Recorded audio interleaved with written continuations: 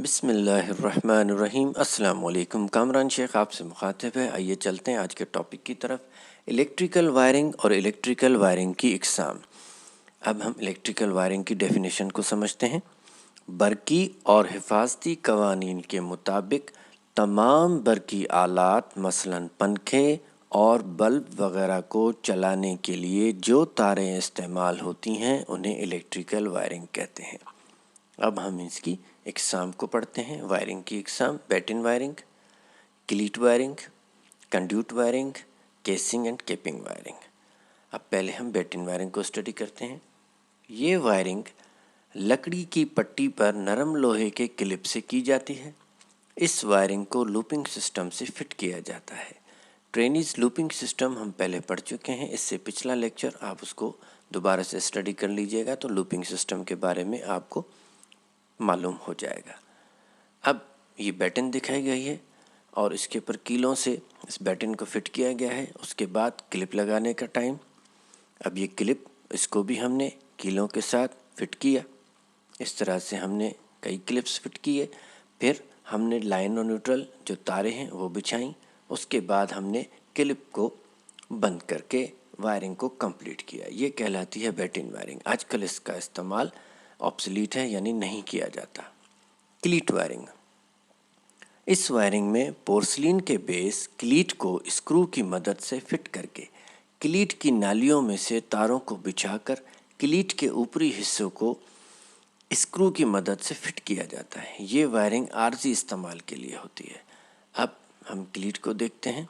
ये क्लीट का मॉडल है, ये ओरिजिनल क्लीट, ये इसका बेस है, निचला हिस्सा, ये देखिए ये निचला हिस्सा। उसके बाद ये स्क्रू की जगह, ये दोनों स्क्रू की जगह, यहाँ पर एक है, यहाँ पर दो हैं, देखिए। उसके बाद तार की जगह, ये एरिया तार की जगह है, यहाँ तार की जगह दिखाई गई है। उसके बाद तारें फिट की जाएंगी। रेड, येलो, ब्लू 3 तार दिखाई गई हैं। ये देखिए इसके जगह बनी हुई है तारों की। उसके बाद क्लीट का ऊपर का हिस्सा फिट करके हमको स्क्रू की मदद से इसको फिट कर दिया जाएगा तो क्लीट वायरिंग कंप्लीट हो जाएगी। इसका इस्तेमाल भी अब नहीं होता। अब हम चलते हैं नेक्स्ट वायरिंग की तरफ। कंड्यूट वायरिंग पीवीसी पाइप या स्टील पाइप, ये बहुत ज़्यादा आम है। इसकी 2 इकसाम होती हैं। कंड्यूट वायरिंग 2 किस्म की होती है: कंसील्ड वायरिंग, सरफेस या ओपन वायरिंग। ठीक है जी। अब कंसील्ड वायरिंग, कंसील्ड या मख्फी वायरिंग का तरीका आजकल घरेलू और कमर्शियल वायरिंग के लिए निहायत मकबूल तरीका है। इस वायरिंग में दीवारों के अंदर झिरी डालकर पीवीसी पाइप बिछा दिए जाते हैं। इन पाइपों के अंदर वायरिंग की तारें खींच दी जाती हैं। झिरियों को सीमेंट से भर दिया जाता है। इस तरह से पीवीसी पाइप दीवारों के अंदर छुप जाते हैं और इमारत की खूबसूरती मुतासर नहीं होती। ये देखिए, ये कंसील्ड वायरिंग दिखाई गई है। अब हम surface open wiring. Open PVC pipe wiring system में भी पीवीसी पाइप ही इस्तेमाल किए जाते हैं। इस वायरिंग सिस्टम में पीवीसी पाइपों को दीवार की सतह पर सैडल की मदद से नस्ब किया जाता है। इस वायरिंग में दीवारों और छतों में ऊपरी सतह पर पाइप फिट करके तारों को पाइप में डालकर फिटिंग कर दी जाती है। ठीक है जी। ये आप देखिए सरफेस और ओपन वायरिंग। अब केसिंग एंड केपिंग।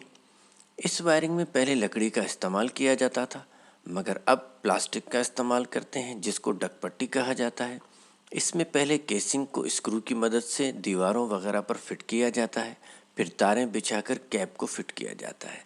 अब आप देखिए, ये डकपट्टी है, इसको स्क्रू लगाए, उसके बाद हमने तारें बिछाई और हमने इसको कैप चढ़ाकर अपना मतलूबा जॉब कंप्लीट किया। तो उम्मीद है आज का ये टॉपिक आपको समझ में आ गया होगा। फिर भी कोई सवालात हों तो आप मुझसे पूछ सकते हैं। Thanks, best of luck.